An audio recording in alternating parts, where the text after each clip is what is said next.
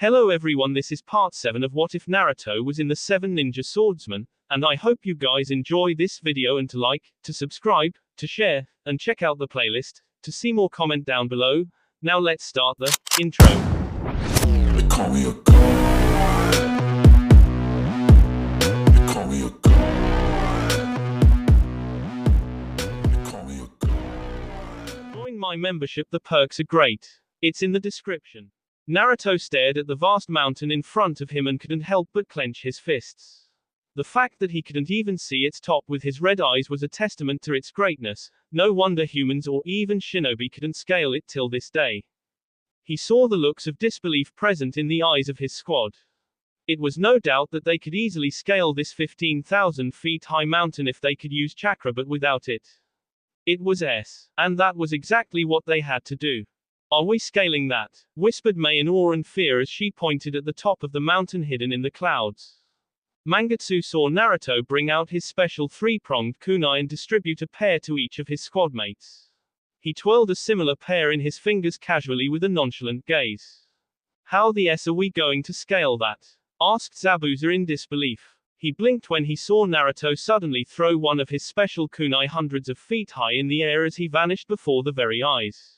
Mangetsu narrowed his eyes when he saw Naruto had left behind the other kunai previously in his hand on the ground. He looked up when he heard few of the others gasp, and their shock was not unwarranted as he saw the commander appear hundreds of feet high and catch the sailing kunai he had thrown. He then threw the weapon even higher with the same force while also unleashing another one of those special kunai straight towards the mountain where it stuck perfectly and embedded itself in the rock. The entire squad was further shocked when a sturdy line of rope rolled down from the handle of that kunai straight towards the ground. By the time they all looked up again, all that was visible were faint yellow flashes in the dark sky that were slowly becoming impossible for the eyes to see. But they did realize what the commander was doing. "A genius like him is born once a generation," whispered Haku with respect. "How can he do this?" said Mei in awe and fear. They all waited in stunned silence as the flashes disappeared in the dark sky, but as far as they could see, more and more kunai were embedded across the entire mountain with ropes attached. After a few minutes, Naruto flashed back to the ground by grabbing the kunai he had left behind on the ground. He collapsed to one knee and his eyes were big, but he clenched his fists and took in a few deep breaths.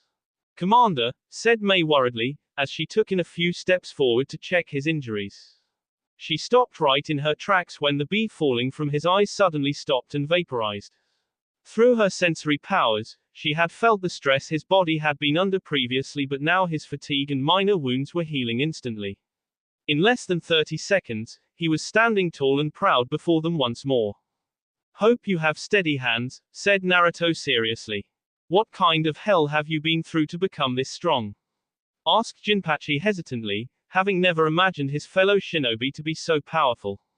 "I still didn't reach the top. We'll have to climb the last 500 feet the hard way," apologized Naruto. Most of the squad couldn't help but sigh at the man's modesty or his clear lack of self-pride. Still, that didn't affect him as he walked towards the spot where the rope was ready. He gestured for Amayuri to come forward and helped her tie that rope firmly across her body and showed her how to tightly hold the twin three-pronged kunai in her hand. The others watched attentively as Naruto showed them the best angles where they could dig their kunai into the rock to get a firm grip, followed by telling them about the best places to position their legs and how to pull themselves upwards. To everyone's utter relief, the commander through a demo by his water clone showed that it was possible to not fall to their deaths immediately should their arms tire, or they lose the grip over the digging kunai in the rocks, as the sturdy rope tied across their body as safety was strong enough to bear a person's weight for a minute before it became strained. Naruto had also positioned the kunai drawn ropeway across the mountain to distribute weight equally and prepare for adverse situations. This level of calculation, planning and swift in mere seconds. Even our Anbu Black Ops are not trained in this kind of warfare, but there were two other Black Ops groups trained in such warfares. One of the groups is extinct and the other is what we may be going up against soon. How does he know the same tactics? Thought Mangetsu suspiciously. Mangetsu couldn't deny what Naruto was doing was magnificent, but the way he was so calm and knew exactly what to do showed he had done something like this before. Just like their jump from the skies few days back. Demon, K. Mangetsu's eyes widened as he remembered a particular incident from the battle in Osaka. The Kinkaku unit members had instantly recognized who Naruto was and had called him by that name. There were too many coincidences happening here and something was not right. But since he had no proof, he kept his lips shut and obeyed the orders issued as he got in line to climb the mountain. As he walked towards the base of the mountain, his gaze caught a fleeting sight of Naruto's red eyes that looked at him with a knowing gaze which sent shivers down Mangetsu's heart, but he kept on walking even as a part of his heart screamed of danger. But nothing happened, making Mangetsu breathe a sigh of relief as he strapped the rope around his body. As he s his special kunai into the rock to begin his climb, he couldn't help but feel those red eyes were following him. Kirigakure. Ino sat calmly in her chair and showed no emotion across her face even as the other occupants of the grim room looked at her stoically. Even if their faces were covered by their Anbu masks, she saw their intentions clearly in their eyes.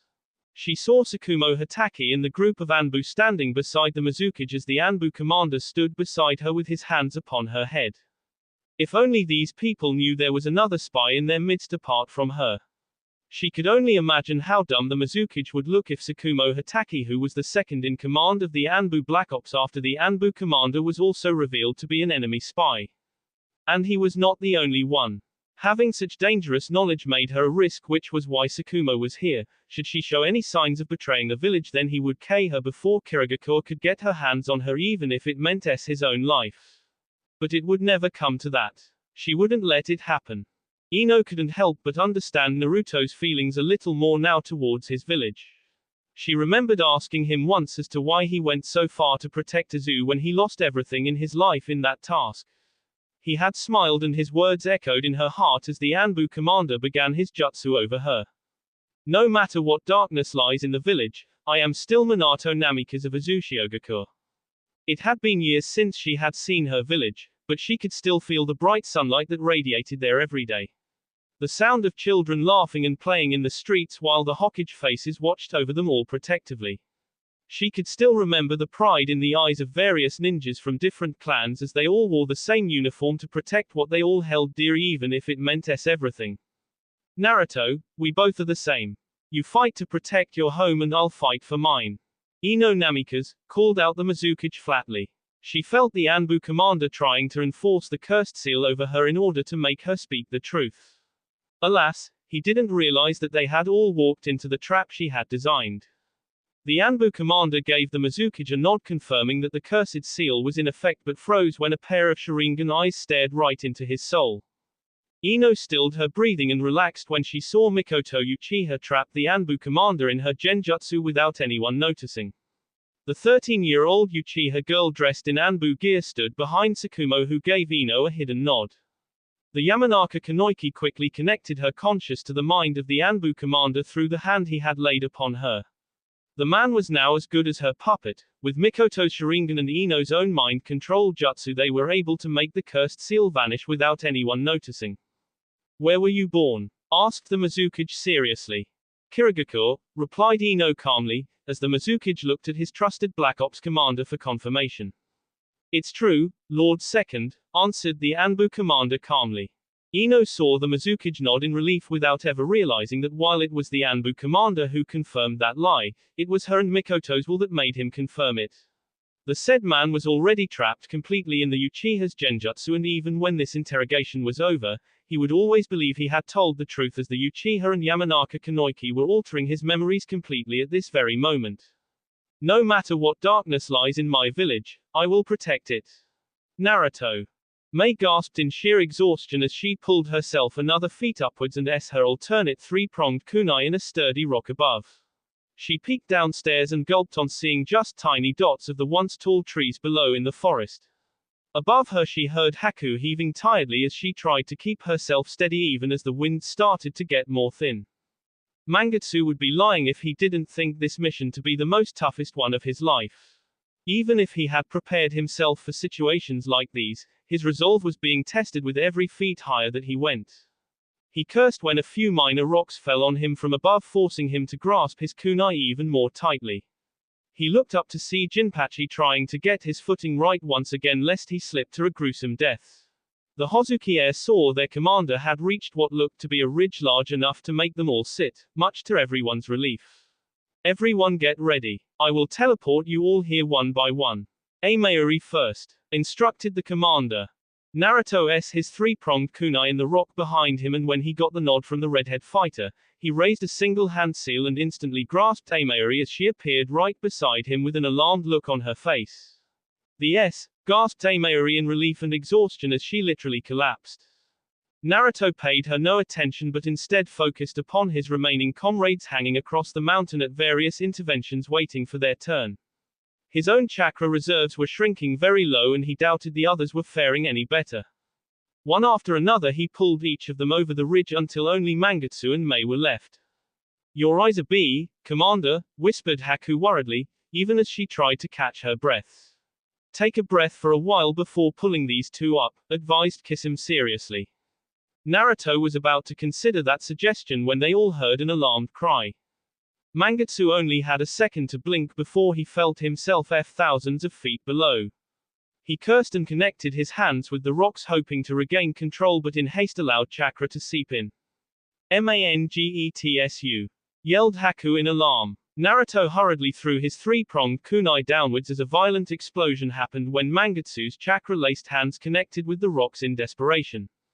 As he saw the now unconscious and badly beat younger boy to his death, he once again saw the faces of his comrades whom he couldn't protect in the past. This time I will protect my comrades. Luck was finally on his side as his kunai reached a few hundred feet near the falling Mangetsu, allowing Naruto to teleport in mid-air. He hurriedly threw another kunai that embedded itself into Mangetsu's shoulder, and the very next second both shinobi teleported back to the ridge where the rest of the squad quickly grabbed them firmly before they fell again.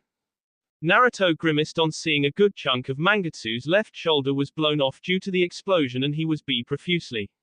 There were also small rock shards that had dug deep into his exposed flesh and were making matters worse. At this rate, he was as good as S. He's finished, remarked Zabuza bitterly. Shut your mouth. We can still save him, berated Haku furiously, as she tried to move towards her injured friend only to be stopped by her fellow swordsmen. The Mizukage will have our heads if Mangetsu said Jinpachi worriedly. We cannot stay here forever, Commander. We need to climb this mountain and we cannot carry Mangetsu in the state that he is. With the way he is now, our extraction plan is advised Kisame seriously. Perhaps we should retreat before we face any more losses, suggested Mei hesitantly. Commander. The said man looked at the young boy in his arms and couldn't help but feel conflicted. The mission came above everything else, that was the ninja creed, but he looked at his squad and saw despair, fear and worry in their eyes. Flashback, 15 years ago. A 9-year-old boy with blonde hair currently stood in a room full of shinobi from his own village. Unlike the arguing men and women, he was calm and composed just like the woman currently leading this meeting. What was common between them was the fact that they both looked much alike with beautiful blonde hair, fair skin and same eyes. Another 6-year-old boy with flat red hair stood beside the older boy and looked at the adults around him with worry in his eyes. The older blonde boy placed a calm hand over the shoulder of the newly graduated genin. Don't worry, Nagato. We will not lose, promised the older boy with an ice smile even as his face remained covered behind his traditional face mask. Minato ni-chan, why are they saying we cannot win? Are we going to asked Nagato worriedly. Minato clenched his fist on seeing the fear in his little brother's eyes, and he was not alone as most of the Uzumaki shinobi had the same feelings for the enemy outnumbered them 4-1. It was another attempt by Kumogakure to seize Izu's lands, and this time they had staged a massive attack. Their smaller village had barely recovered from the last attack and didn't have enough shinobi to defend itself from another invasion. Minato Namikaze was no stranger to war, having lost his father early in his life made him become a shinobi. At the very beginning, his superiors recognized he was not an ordinary child. He was faster than most adults and was an expert swordsman by the time he turned 8. Unlike most young genin, he advanced faster through the ranks and recently became a chunin when he successfully led the defense of one of the border villages of their nation against 4 Kumo strike forces. His people called him a genius, but Minato knew he was able to do what he could because of the woman in front of him. Inoue Namikaze looked at her eldest son and couldn't help but swell with pride. He reminded her so much of Tobirama with the way he carried himself and the fierceness with which he protected his younger brother. Minato, what do you think? She asked her son, referring to the battle map, making the boy step forward even as the crowd fell silent. Even the most veteran Junin in the room couldn't understand why their commander trusted her son so much. Granted, he was powerful for his age, but they stopped their whispering when Minato pointed at a section of the map, making Inoue smile. She looked at her son and gave him an acknowledging nod, for he had seen through the enemy's weakness. In a way, he had inherited his fighting prowess from Tobirama, but his intelligence and cunning from his mother. The enemy outnumbers us and we cannot survive a full-fledged battle. We barely have 500 fighters against their 2,000, we will follow the plan I have explained, ordered Inoue, who herself was a Tobekitsu Junin and in charge of this force as per the will of the Azucage. But, asked an outraged Chunin. We can take them, Commander, protested another Junin furiously. Only a coward would back down from a fight, scolded someone from the crowd. Inoue couldn't help but sigh inwardly when arguments started happening among her subordinates, which was soon likely to divulge into chaos. She narrowed her eyes when she saw both her sons using that chance to slip away from the meeting. Inoue had followed the trail left behind by her younger son once the meeting got over. It had not been perfect, but she had managed to make the others fall in line with her strategy, which would be implemented tomorrow. Even if there were a few more things to plan, she still wanted to see her boys first before she lost track of them. It gave her great pride to know that her sons cared deeply for each other and looked out for one another. She had been scared that Minato would not be able to accept his half-brother, but her eldest was a kind child who had accepted his little brother. Both her sons were quite strong even for the young age, with some Uzumaki even calling them the reincarnation of the great Senju brothers. But they couldn't be far from the truth. She landed in the open forest ground and saw both her boys standing against each other fully armed. Nagato was the first to make his move by unleashing his most dangerous arsenal. Inoue's eyes turned red as she activated her own Sharingan passed down to her by her own father. She flinched when Minato activated his own red eyes, but unlike hers, his wasn't complete. Inoue could only imagine the force he could become if he truly mastered his eyes and unlocked their full potential. While she reminisced, her sons had started their battle. Chakra in the form of ash was released from Nagato's body and hovered around him protectively as the younger boy took out his tanto. He made a hand seal and instantly the ash rushed forward towards his elder brother. He's getting better at controlling his Kekai Genkai. I wonder how will you respond, Minato? Thought Inoue curiously. Nagato ignited the ash, turning it into a raging wall of fire heading towards his brother, who didn't move an inch from his spot. Inoue couldn't help but see an echo of Tobirama in her eldest when her son merely raised a single finger, summoning forth water present in the air itself that clashed against his brother's jutsu. But it was his next move that left his mother speechless. Inoue with her Sharingan saw perfectly the way in which her eldest threw his own tanto towards his little brother.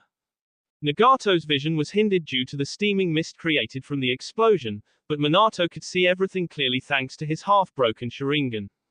He made the hand seal for his clan's jutsu, and the very next moment he flashed beside his younger brother by catching that tanto that flew an inch past from Nagato's face. The younger boy gasped when he felt the tip of that sharp weapon pointed at his T, which made him surrender with a resigned smile. Elder brother, you've got to teach me this cool jutsu. It's mother's, isn't it? Asked Nagato excitedly, when Minato removed the tanto from his T. Only if you keep this a secret from her and follow my training, replied Minato in a serious tone, but his eyes softened when he saw his little brother nod fanatically.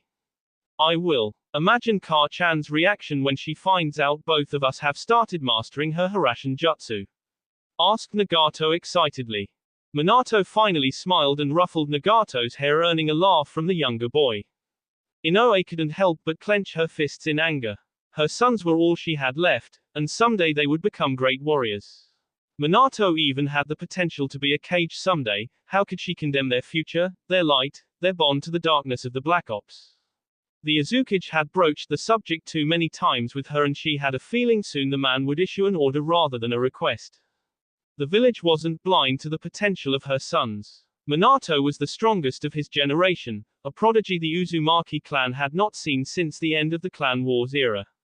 They wanted him to join the S program, Azu's first special Black Ops unit that would protect the village from the shadows. If Minato was recruited, Nagato would not be left behind and follow in the footsteps of his beloved older brother. What was she supposed to do? Both the boys became alert when she landed in the open ground and looked at them smirk. Minato was the first to gauge her intentions and looked at his sibling with a hidden smile. Together, both boys charged at her and Inoue saw the two men she had loved, and lost. Her boys got closer but they were surprised when instead of attacking, she embraced them both fiercely in her arms. Nagato laughed boyishly and returned her affection but Minato looked in her eyes and Inoue had a feeling that perhaps he sensed her fears. Inoue heard a soft ruffle against the entrance of her small tent and was surprised when she saw her eldest son enter after a pause. Nagato? She asked worriedly, making him smile. He's fine. Asleep like a log, joked Minato with a smirk over his face. Come here, she gestured with a smile, and frowned when he hesitated. You're not too old yet, she chided him, which finally made him relent and approach towards her. He hesitantly allowed her to wrap her arms around him and pull him in a warm embrace. She removed his face mask making him flinch and it pained her to see him react like this. Even now he was afraid, after all these years of Yahiko's deaths. Minato still feared losing anyone he loved again. He had few friends and most of the time he spent around his brother and mother, but Inoue knew it was more of an involuntary response to ensure his last two family members were always safe. But he was growing up too fast for her and one day he wouldn't be her little boy anymore, so she cherished this moment which she had now. You can do it, Ka-san. She heard him whisper those words and angled herself so she could look at his face but more importantly in his eyes. We cannot overwhelm the enemy force the way they are now. You taught me it's better to attack a divided and weakened force, than a strong and united one. The supply fleet of ships will be approaching our islands in a few days. If we take them out and lure the enemy deeper into our lands, straining their strength, we can win, advised Minato insistently. The others don't believe in my plan. It's too risky and we could also lose more territory to the enemy if we don't win, said Inoue hesitantly. I believe in you. Inoue's eyes became moist when she saw the unwavering faith her son had in her plan and her abilities. That determination, he was willing to walk into hell with her without any regrets. The village is the key. We exist because Azu exists. If we fail there is no future for our people. We cannot let father's home, our home, to be destroyed. I'm sure the others share my feelings, which is why we will follow you no matter the outcome, so please believe in yourself, requested Minato sincerely. Why do believe in me so much, Minato? Asked Inoue in a whisper, as tears continued to fall from her eyes.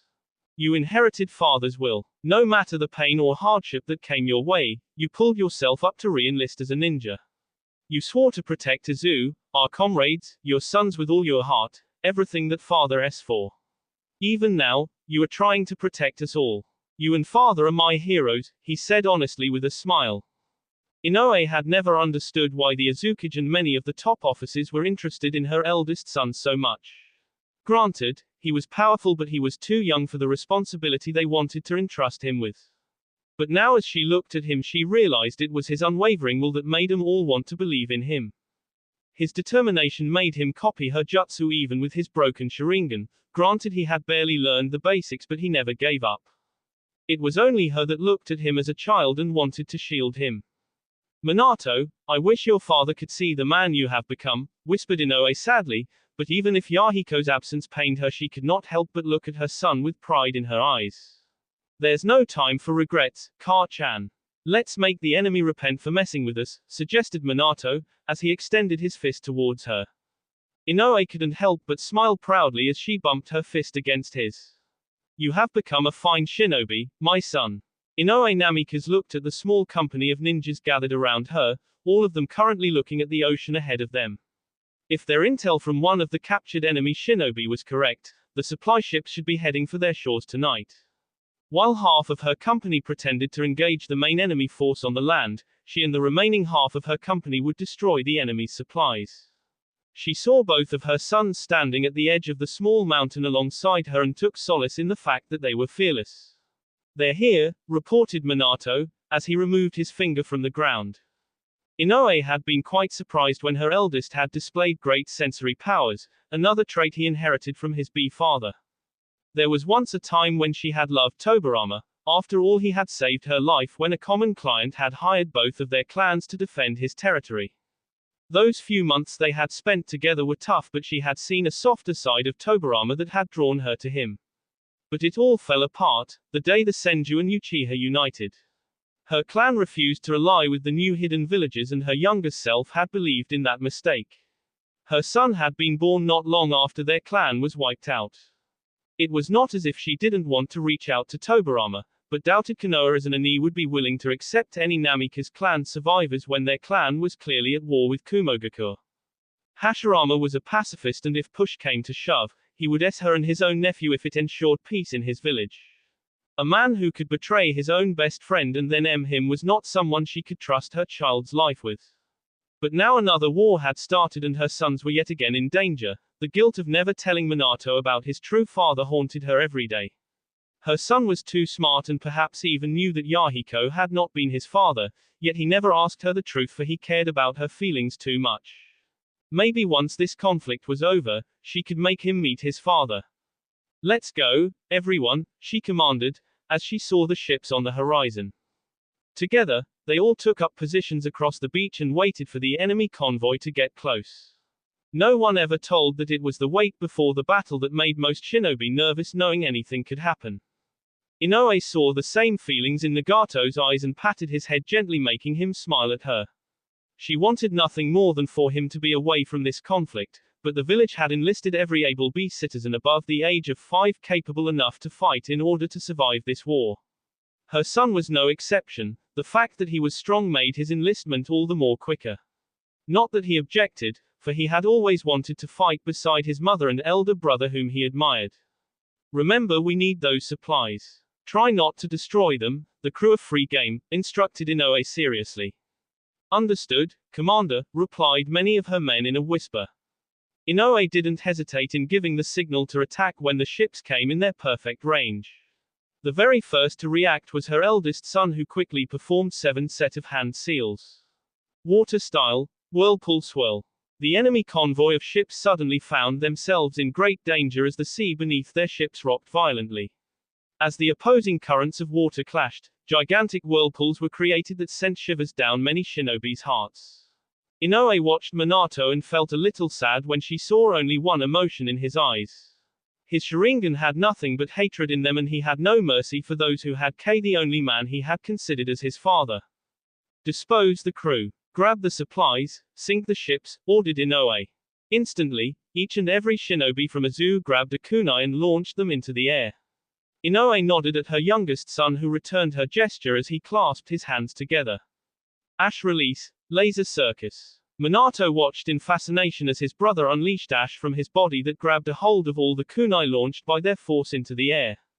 "Elder brother." Nagato grinned when his brother answered his call by stepping beside him and placing his hand upon the redhead boy's forehead. It was as if someone had opened Nagato's third eye, as he could now feel and even see faint visages of the enemy shinobi courtesy of their chakra. Minato maintained the storm of whirlpools while also trying his best to relay the position of each and every enemy shinobi on that ship to his brother. "It's time to end this, Nagato." "For father," whispered Minato encouragingly, when he saw his brother hesitate. The little boy nodded as he clenched his fist, unleashing the rain of kunai upon the trapped enemy convoy. Inoue, along with the rest of the Uzumaki, watched in fascination and horror as the two brothers rained death upon the enemy. The attack was swift and precise, as Inoue's Sharingan clearly showed her the enemy fall one after another. The screams of the S and the S echoed across the beach until only S silence remained. The whirlpools disappeared, leaving behind battered and damaged ships full of nothing but DB and precious supplies. "Can't dance anymore. How disappointing." Inoue flinched on hearing that merciless remark from her eldest son, but before she could reprimand him for his cruelty, both her boys charged towards the enemy convoy without any fear. "He reminds me of Madara Uchiha from the old days." Inoue clenched her fist and looked at the oldest member of her force. The said man was in his late 40s and had been one of the few to survive the Clan Wars era. "Akoma, what are you saying?" asked Inoue tersely.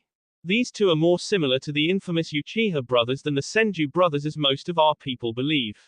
Someday the world will tremble before their might, said Akoma Uzumaki with a satisfied smile. Inoue didn't remark on that comment but instead ordered her stunt company to focus upon stealing the enemy's supplies and sinking those ships, but those words continued to haunt her heart. Few hours later, by the time their company returned to their camp, everyone was in a victorious mood.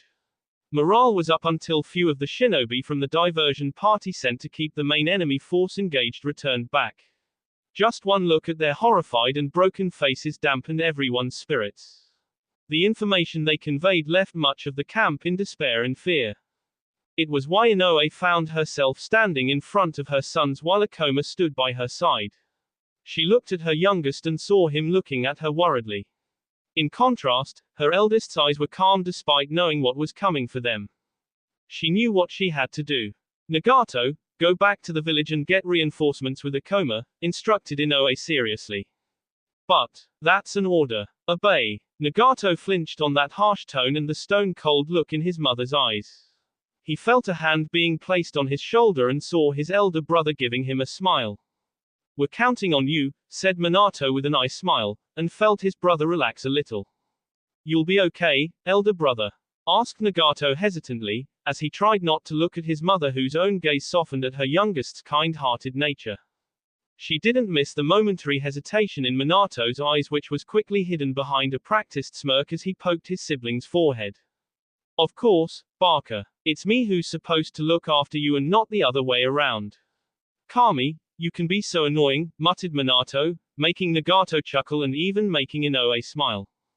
Akoma nodded at Inoue before gesturing for Nagato to follow him. The younger boy was surprised when he was joined by quite a few other younger children before they all started their hasty retreat to their village. Minato watched his brother disappearing further away with every passing second. A part of him was relieved knowing Nagato would be safe, but another part of him was sad that this would probably be the last time they would see each other. You can go with them if you want, Minato, said Inoue with a smile. She had discussed this before with him as well privately, but to no avail. Even if she hated endangering his life, her son was too powerful a shinobi to be kept in the rear. Akoma had not lied when he said her sons were strong, especially her eldest, whom many believed to be a prodigy. Her eyes widened when Minato looked back at her with his trademark eye smile. I won't leave you behind, Ka-chan. Inoue had never been more proud of her children than she did now. Looking at her eldest and his loyalty towards his family and village reminded her of Tobirama, for he had been the same.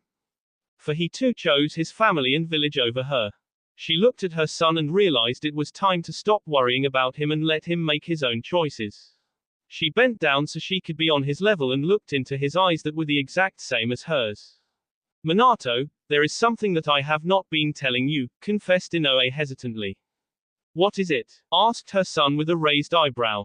The Azukage and the village elders are interested in recruiting you for a Black Ops unit. The very first of our nation, you are an exceptional shinobi and they want you to protect our village from the shadows, said Inoue honestly. Like the Kinkaku from Kumogakure that we're hearing about? Asked Minato curiously. Inoue nodded dreadfully, knowing that this unit was being formed to especially deal with the likes of the Kinkaku and other special ops battalions that various nations would surely create in time.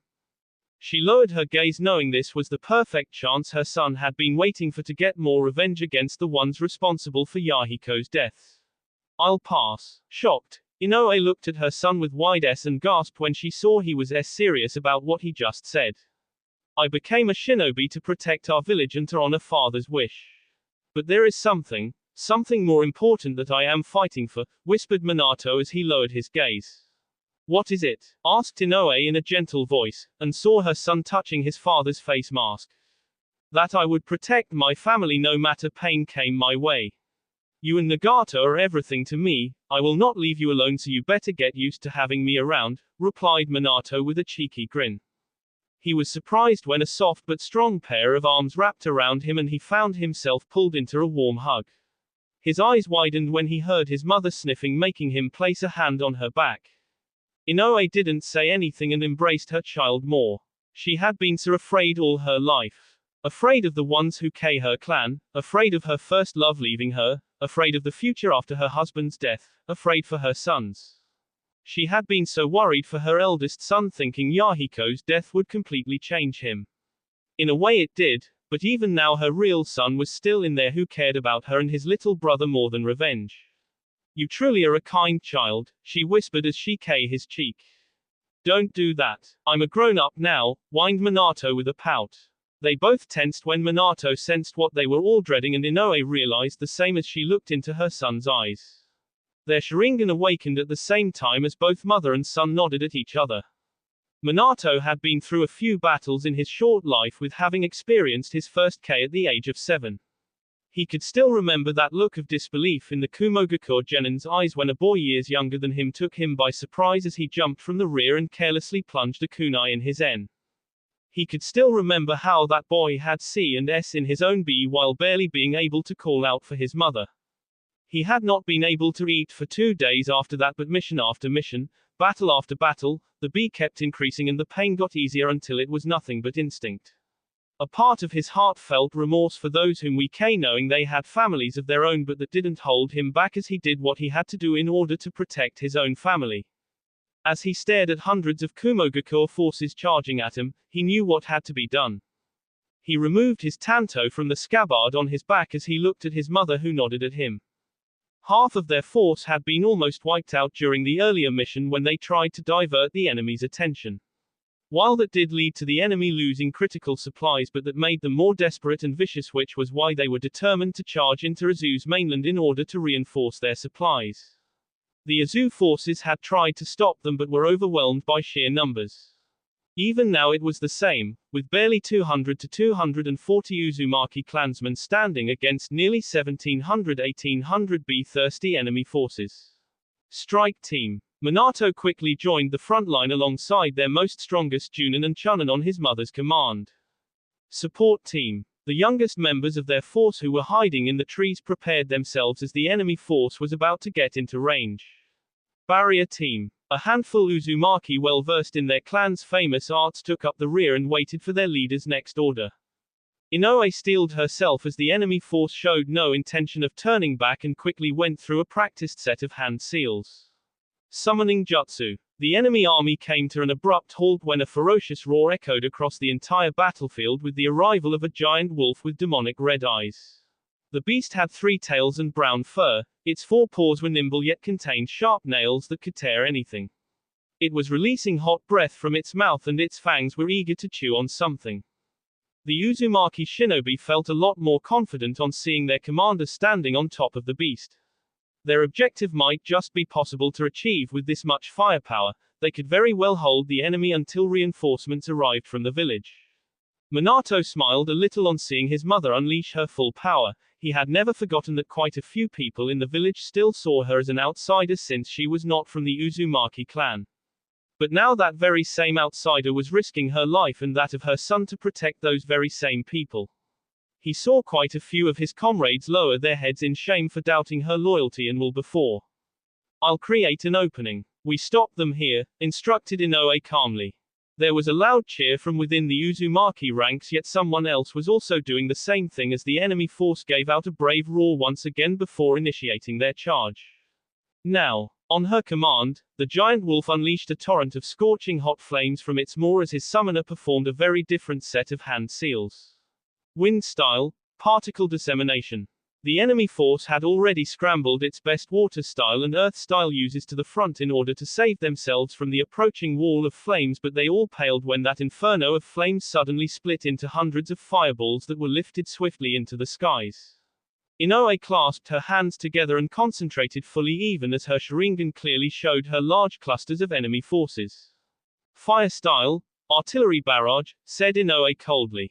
Hundreds of fireballs rained down from the dark skies without any mercy, shredding ranks upon ranks of enemy shinobi as they were all engulfed in flames and reduced to ashes. Charge! The Uzumaki strike team quickly charged towards the disarrayed enemy force under the shadow of that monstrous wolf. Few of the enemy units tried to flee but found themselves trapped as a 3-sided red-colored barrier rose up across the battlefield, leaving the Kumogakure force no choice but to face the approaching Uzumaki force. Few of their officers tried to reform their lines, but it was turning extremely difficult within more and more kunai, explosives and shuriken raining from the skies courtesy of the Uzumaki support squads hiding in the nearby trees. Minato had been so sure of their victory that he never imagined an even stronger counterattack.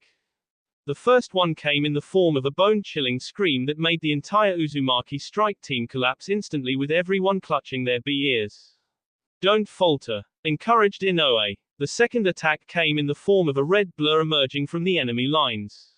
Normal humans couldn't have seen that movement with the bare eyes, but Minato's Sharingan, broken that it was, did show him a faint visage of the enemy. And it made him go pale. His mother's monstrous wolf was hit by a powerful punch and sent sailing away. Then the newcomer turned towards the paralyzed Uzumaki strike team. Minato took a step back when he finally got a first look at the enemy. Nine tails was what his eyes showed him, followed by a human-shaped-like creature covered in vicious red chakra and demonic eyes. He saw four Junin regain their bearings and jump towards the enemy, only to be torn to pieces as the beast caught them with its tails and tore them apart.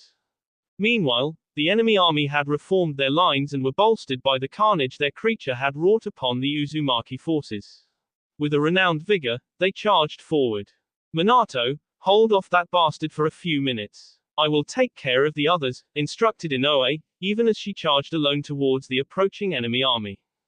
Minato nodded and saw his mother S through the enemy front lines, wrecking carnage through her pure speed and sword strikes alone. Hey, ugly, yelled the young Namikaze, even as he clenched his fist, making groundwater erupt from the soil beneath the creature's feet, which sent it flying away. He then looked at the remaining seniors around him, and for the very first time he saw respect in their eyes for him. Trap him inside our strongest barrier. Let's split into 15-man teams. Team 1 battles the beast, Team 2 holds the barrier, Team 3 reinforce Commander Namikaze, Team 4 protects the support and barrier teams, instructed Minato quickly. He was pleased to see everyone agreeing to his plan, not that they had much of a choice or time to think of alternatives. Their remaining force split off, with one team following Minato, the other taking up positions all around the beast and performing a set of hand seals. The next one went off to aid Inoue, and the last one took up positions and began to prevent enemy stragglers who broke through Inoue from attacking the support squads. 4 Violet Flames formation. Just as planned, the barrier team quickly started establishing a purple-colored double-edged barrier all around the beast. It realized the trap, immediately displaying a sense of intelligence as it moved towards the only direction where the barrier was not yet erected in order to escape. It jumped and was met with 16 strong kicks all across its body as Team 1 led by Minato brutally pushed it back as the barrier came up all around them. The beast went flying away but soon regained balance and growled at them furiously. The Uzumaki team flinched when their skin burned at the point they had hit the creature with, but having no choice, they ignored the pain. Let's maintain distance. We cannot risk close-quarter combat, advised one of the Junin from Team 1. That's not going to be easy. But let's try our best, maybe we can wear him down if we keep on fighting, suggested another Uzumaki Junin. Minato, what do you think? Asked another Chunin worriedly. Despite his age, Minato knew the older ninja around him had started trusting his abilities and intellect. It has more chakra than our entire team combined. I don't think we can tire him out, but we do need to maintain our distance or we're as good as S. I have an idea, but I will need all of your help to keep it distracted, suggested Minato, even as he continued looking at the beast with his red eyes. We won't know unless we try. We've got your back, promised the eldest Junin, earning nods from the rest of the team. Everyone, switch to long-range ninjutsu. Minato instantly threw a kunai a few feet in the air above the beast, which didn't go unnoticed. It instantly sent 4 of its tails to tear the boy apart as soon as he appeared in mid-air by teleporting to the kunai. He saw the tails coming even as his remaining teammates bombarded the beast with ninjutsu and weapons. Even then, those demonic eyes were focused solely on him. He evaded the tails but flinched when one of them flicked his leg. Ignoring the scorching pain, he threw 4 more kunai all around the beast and continued to perform hand signs. Minato flipped and jumped back towards his team just as he finished the preparations for his jutsu. Sealing style, Blood Oath. The 4 kunai thrown by Minato earlier glowed as the sealing tags on them were activated, which in turn unleashed black chakra chains that wrapped themselves all across the beast even as it screamed in rage and pain. Another chain emerged from the ground beneath Minato and stuck itself in his back. Minato had never experienced such immense physical pain before as he felt the violent chakra of his opponent fighting with his own life force. "You mastered that jutsu?" asked Akira Uzumaki in shock. "It's your life force against his power." "That's too dangerous," warned another Uzumaki. "Stop him before he threatens the village," whispered Minato, as he collapsed to his knees due to sheer amount of anger, hatred and pain entering his body. He looked at his enemy and for the first time he felt the connection. It was indeed a human corrupted by evil chakra, maybe from one of the tailed beasts. Yet that man's own chakra was just as sinister, which could only mean he was a serious threat to everyone. He could not allow someone like this monster to endanger the village or his little brother. Minato coughed up B as the beast fought against him, but he maintained his grip over those chains as his comrades moved into either K or at the very least be able to restrain him. Inoue flinched as the last of her men was taken out by a group of Kumogaku Junin and Chunin. It had been more than an hour since the combat began and already most of her force was annihilated. When the strike teams were eliminated, the support and barrier teams jumped into the battle but were overwhelmed one after another. The enemy paid for those victories in B as more than half of their force remained S or injured across the battlefield. She looked at the flickering barrier and cursed when one heavily wounded Uzumaki Junin was the only one maintaining it as the other members of his team had to rush in and were K eventually. Her heart skipped a bit on seeing her eldest son standing against the monster all alone. Judging from his wounds and diminished chakra, he was at his limit. Fire style, majestic destroyer flame. She felt no remorse on unleashing another monstrous and scorching wave of flames towards the enemy. Quite a few were burned alive while the ones in the rear scrambled to defend themselves, which gave her opening. Minato panted harshly as he fought to keep his tanto upright and flinched when the barrier around him fell as the Junin keeping it together S from chakra exhaustion and his previous wounds. He looked around to see the mutilated corpses of his comrades that were brutally M by this monster. His own chakra was finished and he was B heavily. The fact that his vision had started to blur was enough to show that he didn't have long to finish this fight. His mother was still fighting the enemy even when all their other comrades were S. He couldn't leave her alone. Channeling Wind chakra through his weapon, he charged towards the humanoid monster, making it roar and do the same at him. Minato ducked the first few tails with the help of his eyes that still showed him their trajectory and S an explosive note over another tail before making it explode while jumping away. However, he clutched his C in pain and collapsed face first into the ground. "My chakra is," thought Minato bitterly, as he tried to reach his tanto but it was too far away. The monster grinned as it picked up all the available swords and tanto nearby with the help of its tails and sent it straight towards the S-boy. It couldn't help but roar even more furiously when the said boy stood up on his own two shaky legs and looked at the approaching death without fear and a strange sense of acceptance. "Forgive me, father. At the very least I can S on my feet," thought Minato disappointedly. He would never forget the next few moments for the rest of his life as a yellow flash appeared between the hail of weapons mere inches away from impaling him. He heard a painful grunt and his hands shook in fear on seeing his own mother taking the mortal blows aimed for him. However, the very next second she disappeared from in front of him and his eyes widened on seeing her teleport above the monster. She landed on her feet only to allow the weapons embedded in her body to fall harmlessly to the ground. He rushed towards her but her wounds had already started to heal with steam emerging from her body. When she turned to look at him, he saw dark black lines in a strange pattern forming around her face. "Karsan," he whispered, but her gaze was already fixated somewhere else. "I'm fine. This is the Sage Mode, a jutsu that allows one to use the energy present in nature. It's more powerful with many applications. Enhanced healing prowess is what I have developed among other things as its uses," explained Inoue calmly. "What do we do now?" "Everyone is," whispered Minato hesitantly, as he looked at all their comrades that lay on the ground. Inoue placed her own right hand across her son's forehead and he felt his own wounds healing instantly along with his chakra reserves getting recharged. She then knelt before him and placed AK on his cheek before engulfing him in a fierce hug. Before he could ask her anything, she whispered something into his ears that made him freeze in shock. Inoue used his shock to lean back and it was then that his gaze met her Sharingan. I'm so proud of you, Minato. I wish we could have spent more time together, but remember what I said about Tobirama and look after your little brother. Promise me, Minato, requested Inoue sadly, as tears fell from her eyes and the shape of her Sharingan started to change. Minato wanted to scream against the order in his mind holding him back. He had never felt more afraid than he was now as he gave a reluctant nod without his consent.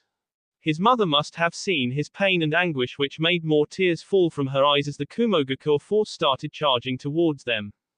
It's a parent duty to protect their children. Now, go and live my share too, said Inoue seriously. There are too many of them. Come with me. Inoue's eyes widened on seeing him able to fight back against her Sharingan's genjutsu.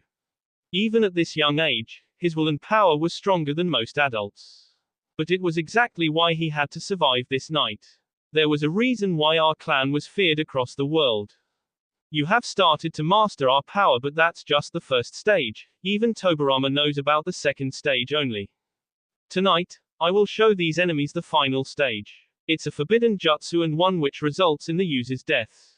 I hope you never master this, but if you do, then I wish the day never comes when you have to use it. You and Nagato are the hope of the Namikaze clan and my hope too. No matter what happens from here on out, I will love you always, said Inoue proudly with a smile. Minato was unable to stop the voice in his head as it made him start to run away, but his eyes couldn't tear itself apart from the disappearing form of his mother, who was getting surrounded by the enemy forces. He kept on running for gods knew how long as the battle continued to rage behind him for several long minutes. Suddenly the heavens itself cried as a tremendous amount of lightning fell from the skies upon a single point on the ground continuously before a blinding light made everything go blank. Minato was thrown away by the shockwave and felt few of his ribs crack a little, but when he extended his sensory powers, he was horrified to find nothing but his own presence in the entire area. A strangled scream left his lips and tears of beef fell from his eyes. The pain, the helplessness, the fact that he had failed to protect another of his loved ones haunted him. The guilt and disappointment weighed over his heart like a dark cloud, and he felt something within him break, knowing his mother was never coming back. By the time the reinforcements arrived on the scene, all they saw was a devastated battlefield and a lone boy with burning red eyes. The Azuchage looked straight into those eyes and slightly gasped on seeing they had changed. He looked into the child's gaze and received a dark nod in return. He knew the boy was ready. Flashback end. The shouts around him were getting louder and more desperate even as the boy in his arms slowly continued to s. Naruto didn't know how long he had been reminiscing, but it must have been a few minutes at the most, since Mangetsu was still alive and clinging to life.